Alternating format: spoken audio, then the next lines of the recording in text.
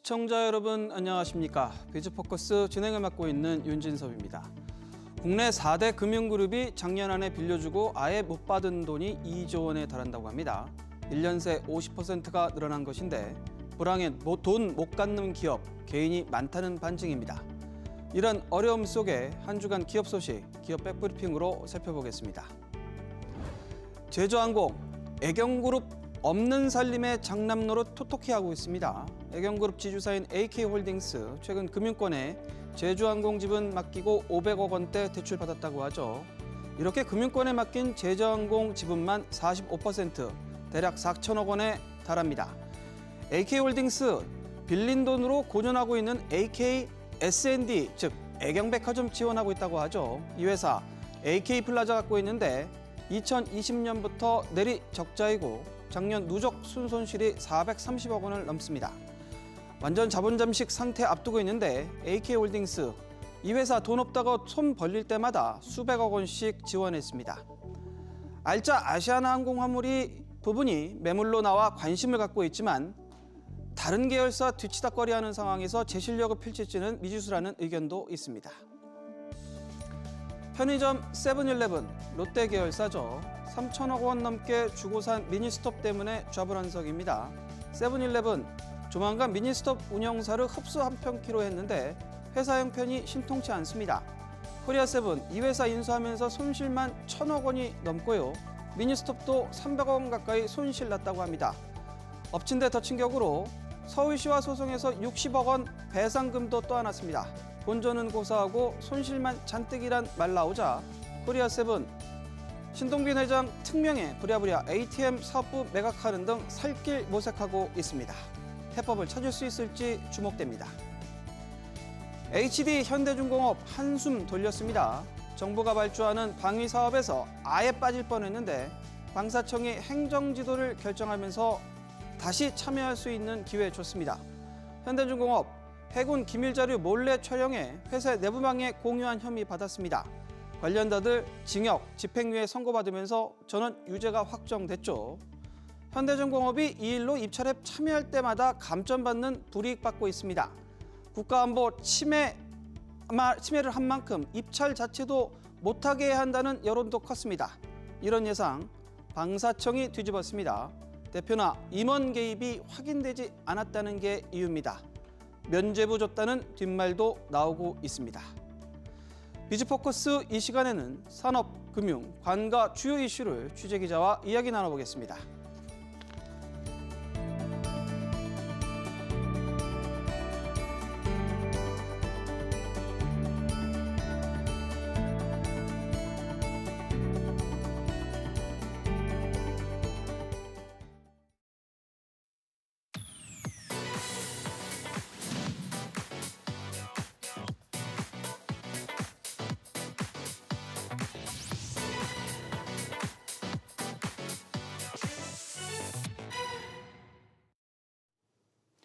요즘같이 극도로 얼어붙은 건설 경기에 변수로 작용하고 있는 게 바로 공사비입니다.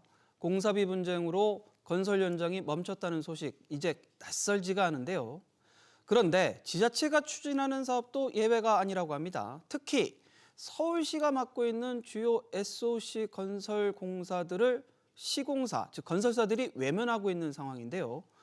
공공공사 사업비에 키를 쥐고 있는 기획재정부인데 총 사업비 심사 방식에 문제가 있다는 지적도 나옵니다. 경제부 최지수 기자와 알아보겠습니다. 최 기자, 우선 서울시 사업들이 줄줄이 유찰되고 있다 그러는데 어떤 사업들인가요? 네, 대표적으로 수도권 광역 급행철도 GTX A와 C 노선이 지나는 삼성역 복합 환승센터를 짓는 사업 중에서 일부 구간에 대해 서울시가 시공사를 구하지 못하고 있습니다. 삼성역 복합 환승센터는 서울시가 정부로부터 위탁받아 공사하고 있는 곳인데요. 강남구 영동대로 구간 중 삼성역 사거리와 코엑스 사거리 사이를 지하 5층 규모로 교통 환승시설과 상업시설을 짓는 사업입니다. 총 사업비는 1조 7,459억 원 규모입니다. 공사 구간 중 하나인 영동대로 지하공간 복합개발 209 건설공사에 있어서 시공사가 나타나지 않고 있습니다. 지난 2022년 말부터 5차례 발주했는데 1년이 넘게 사업자 선정을 못하고 있습니다. 현실과 동떨어진 공사비 책정이 이유로 꼽히는데요. 2,928억 원 규모 공사비로 3번 유찰되자 자체적으로 기존 총 사업비 내에서 200억 원 증액한 3,170억 원으로 재발주를 했음에도 참여한 건설사는 없었습니다. 업계 이야기 들어보겠습니다. 건설회사는 공사비를 금융 조달을 통해서 마련을 해야 되는데 금리가 매우 높게 형성되어 있고 원자재 가격이라든가 인건비라든가 이런 부분들이 급속도로 빠르게 올랐기 때문에 적정 가격이 반영되지 않으면 참여하기가 어려운. 시공사 불참으로 2028년 삼성역 개통이 불발될 거란 이야기가 돌기도 했는데요. 서울시 관계자는 건설공사의 전 단계인 토목공사가 아직 진행 중이라서 건설공사 시공사를 당장 구하지 못한다고 해도 삼성역 개통이 지연되는 건 아니라고 해명했습니다.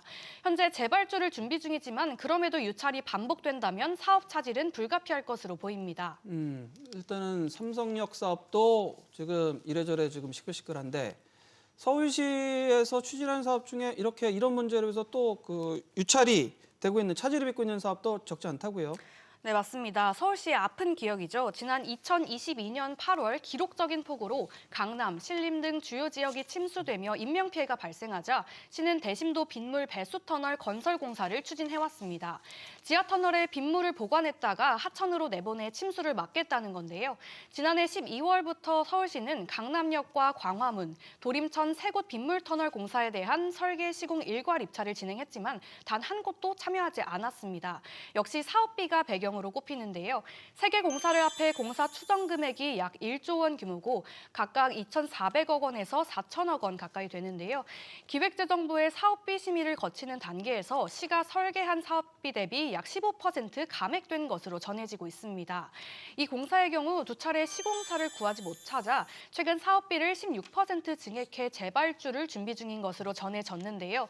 공사별로 300억에서 700억 정도 늘어나지만 또 유찰된다면 2027년 완공은 쉽지 않은 상황입니다. 이렇게 대형 공공공사에서 유찰이 반복되자 행정안전부는 지난 1월 지자체에 사업 발주 시 적정 예산을 확보해달라는 공문을 보내기도 했습니다. 공문을 받은 지자체 입장에서는 답답할 수 있을 것 같은데 사업비 키를 주고 있는 건 기획재정부잖아요. 어떤 반응인가요? 네, 맞습니다. 공공공사 중 500억 원 이상 토목 사업과 200억 원 이상의 건축 사업은 기재부의 총 사업비 관리 지침 적용 대상인데요. 업계 입장에서는 사업비가 상당히 중요하기 때문에 기재부의 총 사업비 심사 방식에 대해 불만을 토로하기도 합니다. 들어보겠습니다. 특성을 반영하지 않은 그런 어떤 총사업비 규정이 노림비 특성인 그 교통량이 많고 민원이 발생할 소지가 크거든요. 공사 지연, 그리고 민원 발생으로 인한 추가 공사, 설계 변경 이런 건들이 많이 일어나기 때문에 충분히 잡는 게 중요하다고 생각합니다. 오세훈 서울시장도 직접 나서서 기재부의 예산 책정 방식에 변화가 필요하다고 지적했습니다.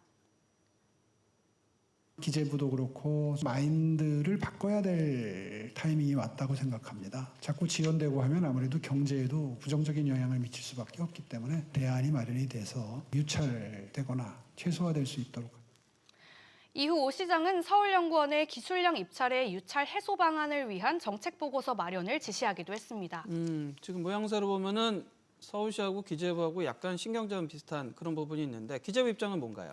네, 기획재정부 관계자는 KDI 등 예비 타당성 수행기관의 검토를 거쳐서 공사비를 반영하고 있는 등 관련 규정을 충분히 따르고 있다고 말했습니다. 또 필요한 경우 증액 요구를 통해 사업비가 조정될 수 있다고 설명했는데요. 그런데 증액 관련 지침을 살펴보니 설계와 시공 과정에서 총 사업비가 변경된 원인과 책임 소재를 명확히 하라고 적혀 있습니다. 따라서 업계에서는 현실적으로 객관적인 증명이 어렵고 증액 요구가 반영되는 경우가 그리 많지 않다고 호소하고 있습니다. 유찰이 반복되면 공공사업이 지연돼 결국 국민 불편으로 이어지게 되고 또 예산이 부족한 공사는 안전 문제로 직결되기도 하는데요. SOC 사업이 주는 공익적인 가치를 감안해서 공사비 책정에 대한 기재부의 접근이 달라질 필요성이 있다는 목소리가 제기됩니다.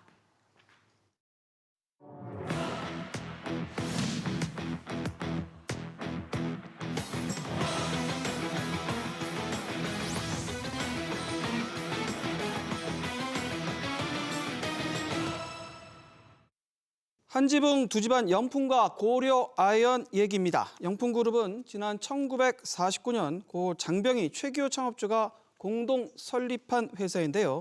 지난 75년간 장 씨 일가와 최 씨 일가 후손들이 대를 이어 계열사를 맡아오다가 지금은 경영권 분쟁을 벌이고 있습니다. 3월 주주총회를 앞두고 양측이 장외신경전을 벌이고 있는데 그 갈등이 격화되는 모양새입니다. 윤지혜 기자 나와 있습니다. 윤 기자, 우선 고려아연은 비철금속계의 절대 강자입니까? 지금 네. 이 회사를 두고 갈등이 벌어지고 있죠. 네, 맞습니다. 영풍그룹은 말씀하신 것처럼 공동 창립이 된 회사인데요. 공정위 기준으로 봤을 때 우리가 대기업 집단으로 구분을 하고 또 분류가 되고 있습니다. 그래도 지난해 4월 기준으로 봤을 때 재계 서열 28위입니다. 사실 모회사로 말고 계시는 분들이 많은데 모회사 개념이 있다라기보다는 화면 보시는 것처럼 영풍그룹이 있고 또 이 집단 내에 영풍과 고려아연이 있습니다. 장병희 창업주 쪽, 즉 장씨 일가는 비철금속 산업을 비롯해서 전자 계열사를 많이 거느리고 있고 최기호 창업주 쪽 최 씨 일가는 고려아연을 어느 정도 독점적으로 맡아서 계속 경영을 했습니다. 단 영풍이, 왼쪽에 보는 영풍이 고려아연의 최대 주주이자 거의 절대적인 지배주주였습니다. 그런데 고려아연의 덩치가 점점 커졌고 그리고 그룹의 핵심 계열사가 되면서 갈등이 격화된 겁니다. 그런데 지금 지배구조가 어떻게 되어 있는 상황인가요? 네, 말씀드린 것처럼 이렇게 별개 회사인데 일단은 영풍만 먼저 보면요. 이 영풍이라는 회사 자체는 장씨 일가 지분이 압도하고 있습니다.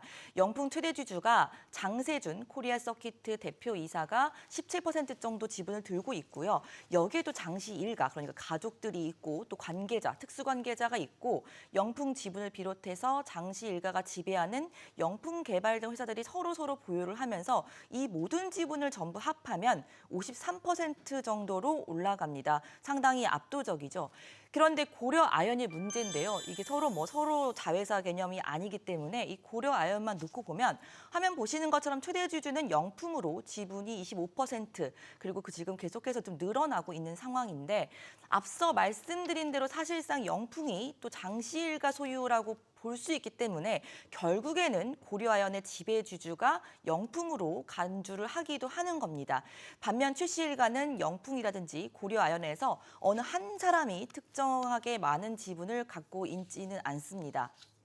그렇다면 경영권을 놓고 봤을 때 지금 상황을 봤을 때는 장씨 일가 지분이 상당히 유리해 보이는데 어떤가요? 네, 이렇게 화면 보신 것처럼 이렇게 기술적으로는 좀 그렇다고 생각을 할 수가 있는데 사실 꼭 그렇지만은 않습니다. 사실 선대 시절에 최 씨로 넘어왔을 때부터 계속 고려아연의 경영권은 최 씨 일가가 맡기로 결정이 됐었고 현재 최윤범 회장이 고려아연 대표와 이사회 의장을 맡고 있기 때문에 이사회에도 상당수 최 씨 일가 세력이 있다고 볼 수 있습니다.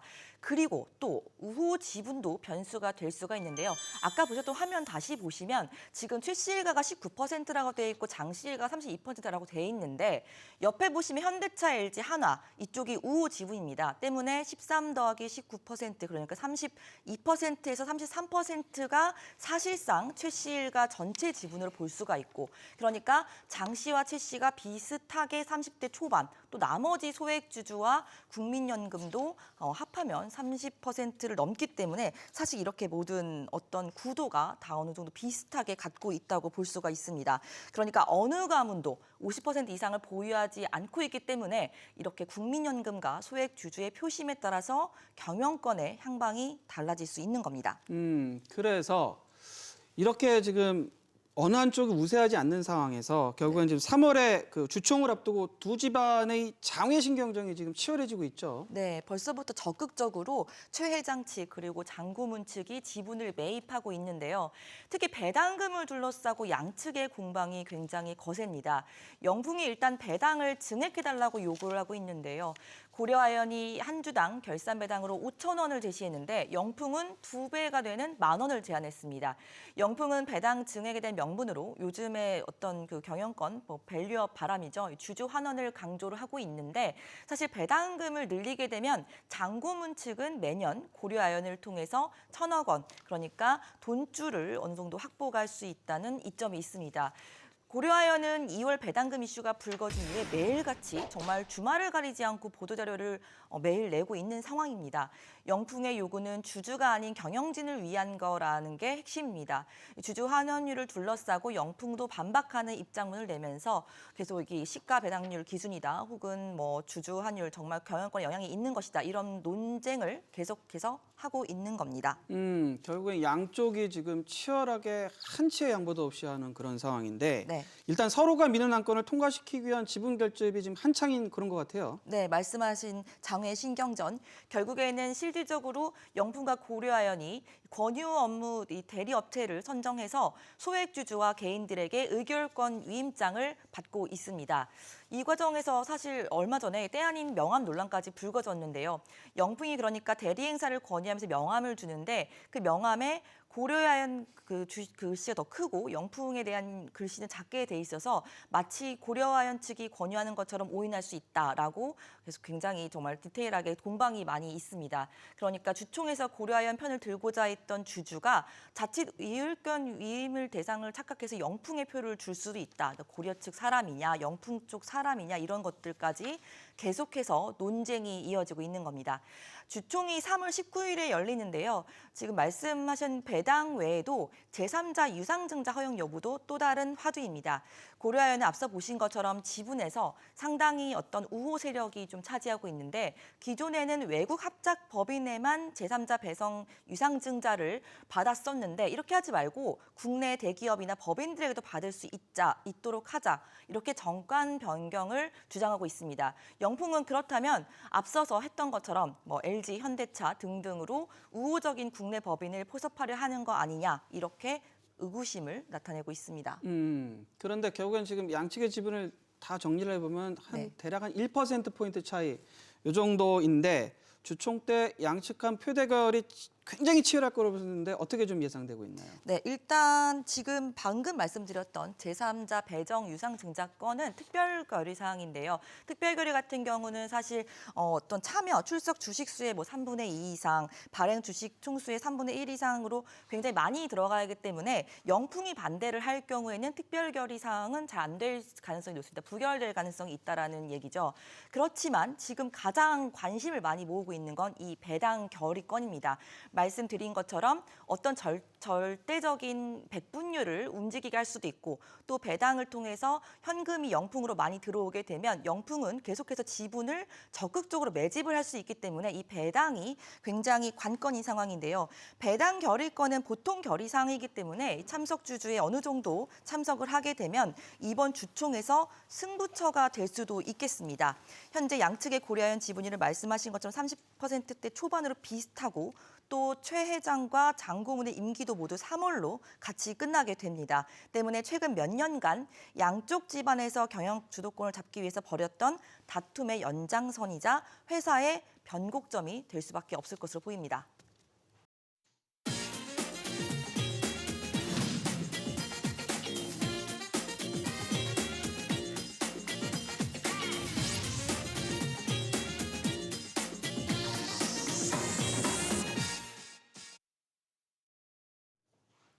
요즘 여의도증권가의 최대 관심사 NH투자증권 정영채 사장의 연임 여부입니다.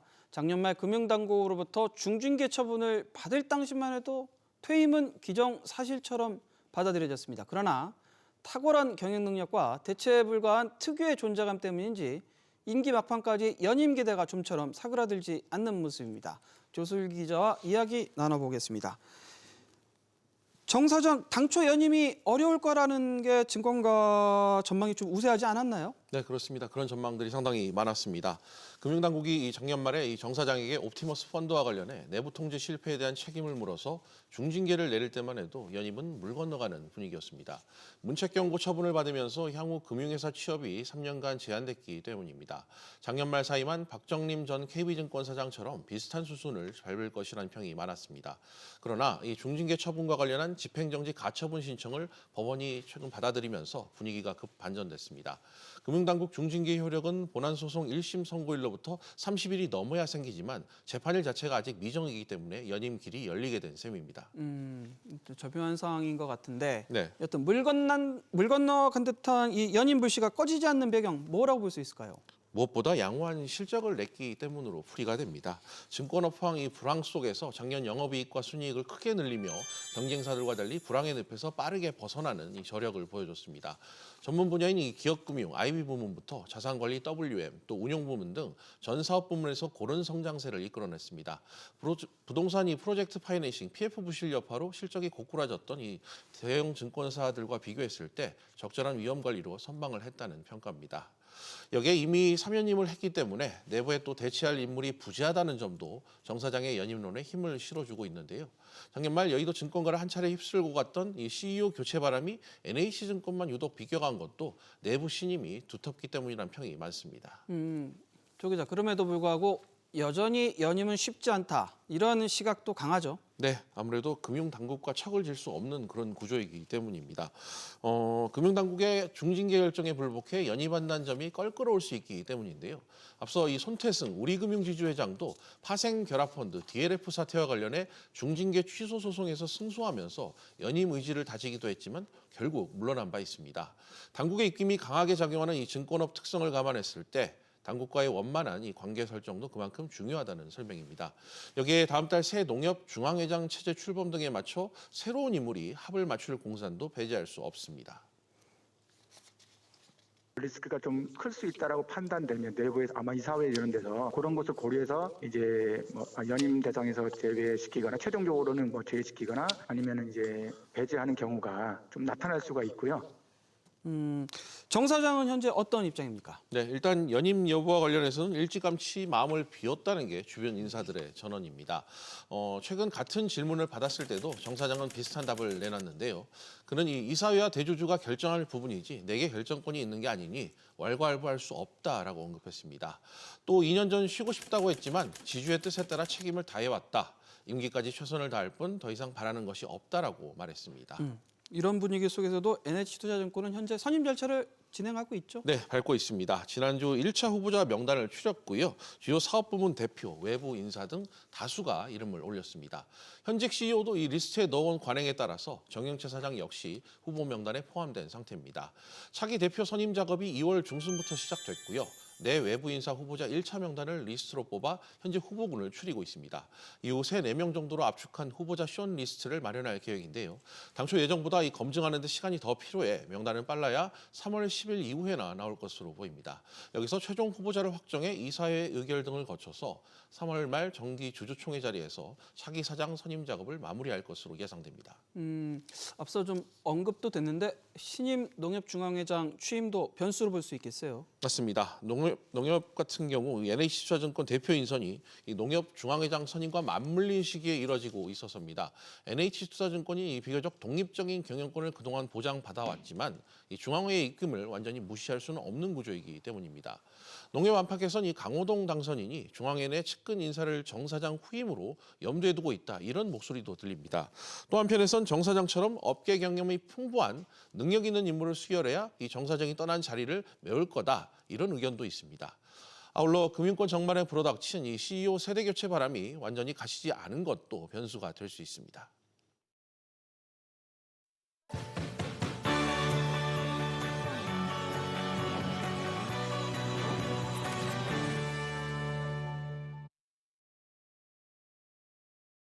한 주간 CEO들의 일거수일투족을 살펴보는 CEO 업앤다운 시간입니다. 김승현 하나그룹 회장, 의리와 뚝심으로 요약되는 재벌 총수죠. 그 뚝심이 일군 사업이 이라크 비스마야 신도시입니다.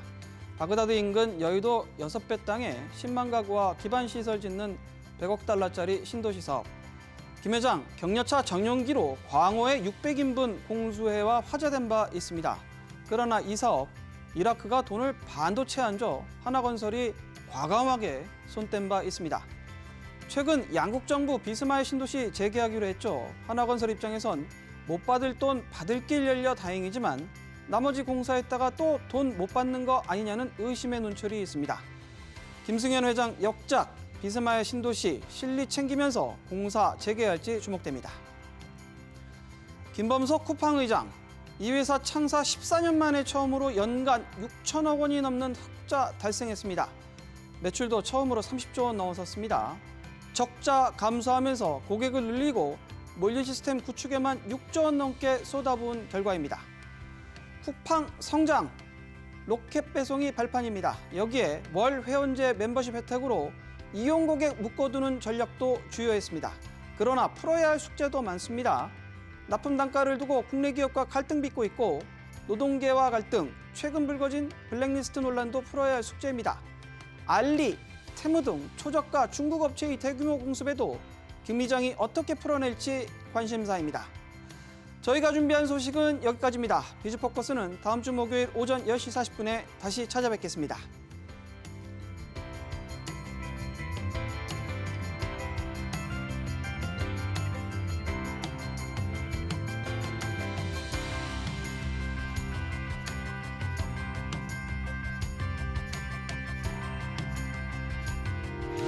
의견 있는 경제 채널 SBS 비즈.